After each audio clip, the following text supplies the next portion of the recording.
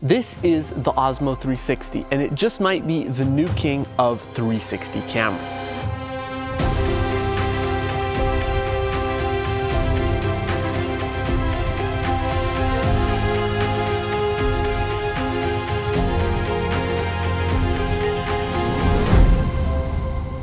So the very first thing I thought of doing when this camera showed up is strapping it to my FPV drone. And yeah, I'm gonna try it. Hopefully it goes well. This is only my 4th time flying this drone, so hopefully I don't break either the camera or the drone. And don't worry, we're gonna get to some regular ground-based filming in just a minute too. By the way, DJI did send me this camera to review, but they are not sponsoring this video. They actually reached out to me about doing a sponsored video, but I told them to just send me the camera and I would review it instead so that it's as unbiased as possible.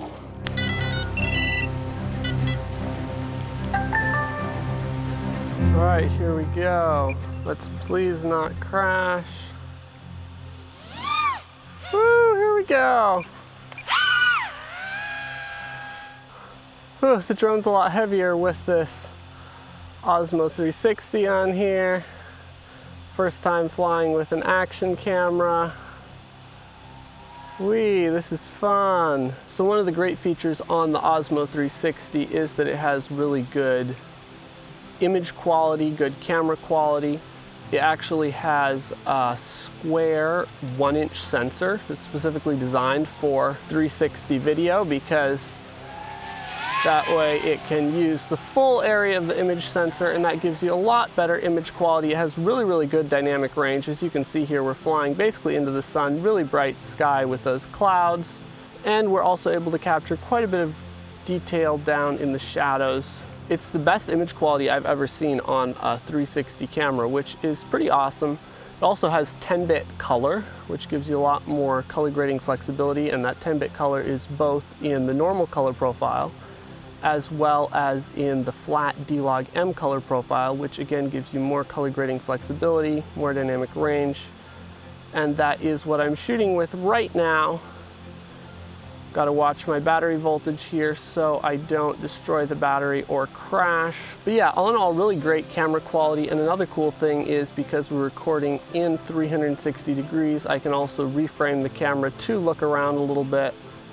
As I fly the drone around, I can look back at the drone, get some sort of self point of view shots, as well as look out the front, like with a regular FPV camera. So yeah, all in all, pretty cool. Before our battery gets too low here, let's see if we can do a flip with this thing. Oh yeah, there we go. Very cool. Let's try a barrel roll. Yeah, very nice. See if we can go boom right under those. Let's try spinning around this tree in 360.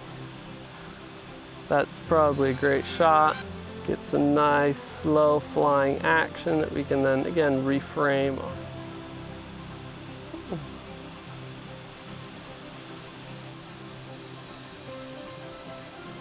Woo! Hit a leaf that was going through the air right there. That was fun.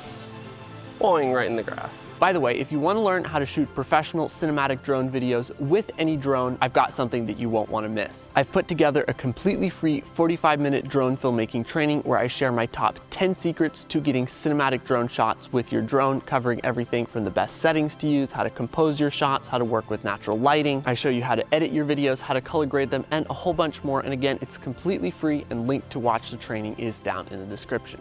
Now back to the video. So now I'm out here at the park getting ready to ride some mountain bike trails, and this is the perfect place to keep testing out the Osmo 360.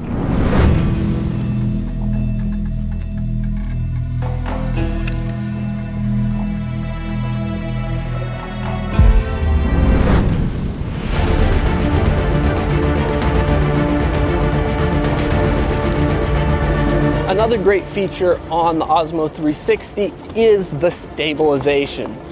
As you can see here, I'm going over a pretty bumpy mountain bike trail, and the footage is perfectly stable.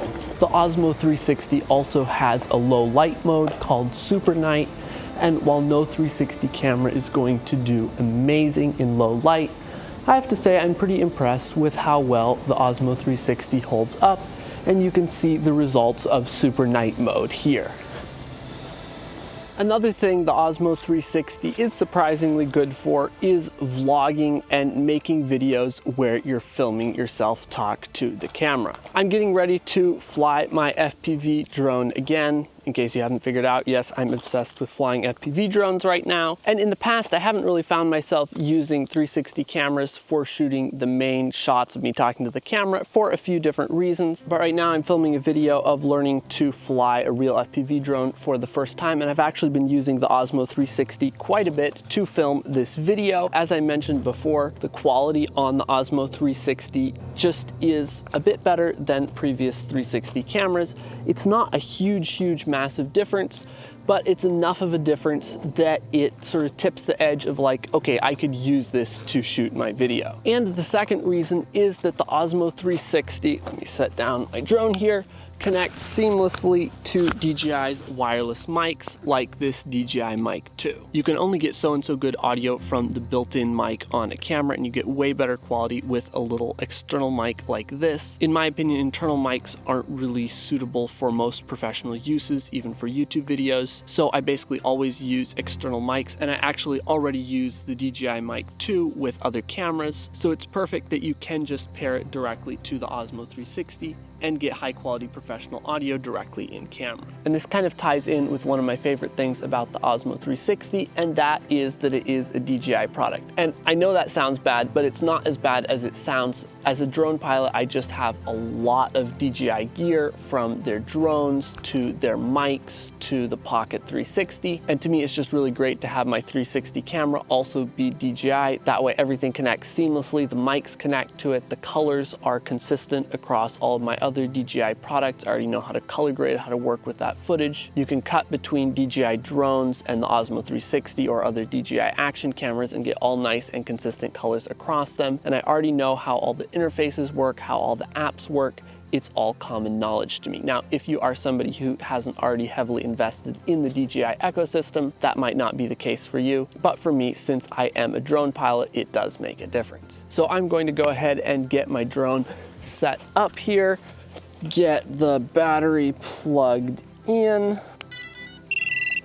set it here on the gravel. Don't worry, nobody really drives on this road, so I'm not too likely to get run over, hopefully. And that brings me to another reason why it's great for shooting YouTube content, vlogging, all that kind of stuff. You can just set the camera up in one spot like I've done right now, and then you can just move around, set up your drone, whatever. So like right now, I can just go ahead and arm my drone and take off with it.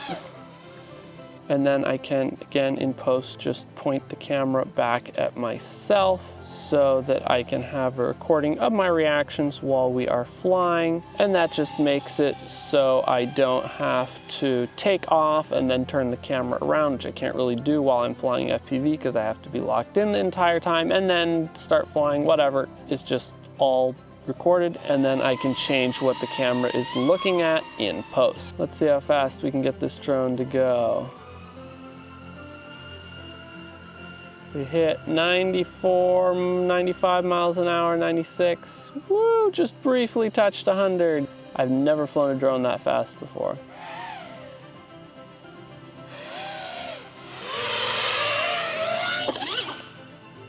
Oh, we just crashed for the first time. I think the Osmo 360 caught that all on film. Let's see if the drone's okay. Again, don't have to worry about framing, you can just grab this. Oh, what's it doing? It's not good. Quick, let's pull the battery out. I think it was getting ready to take off and fly on its own. No damage except a slight nick in a prop.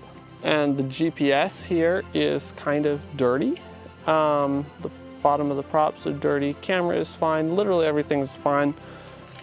Not bad. Now, while I honestly have very few criticisms of the Osmo 360, there is one thing that's not ideal, and that is that the lenses are not replaceable. On a 360 camera, because the lenses stick out from the body of the camera, it is fairly easy to get them damaged, to get them scratched if you drop the camera while you're doing some kind of action sports. And unfortunately on the Osmo 360, you can't replace those lenses yourself. Now you can send it into DJI to get the lenses replaced for 25 bucks. So you're not entirely out of luck if you do damage a lens, but it would be much nicer to be able to replace the lens yourself on the go in the field. So final thoughts, is the Osmo 360 the new king of 360 cameras? And I think my answer would be yes. It is. The image quality is a cut above what I've seen on other 360 cameras. The 10-bit D-Log-M color science is really great, gives you a lot more color grading flexibility. The low light image quality is honestly way more impressive than I expected. It integrates seamlessly with DJI mics and the whole DJI ecosystem. And all in all, I've got to say, notwithstanding the lack of replaceable lenses, this is the best 360 camera I've ever used, and it has definitely earned a spot in my camera bag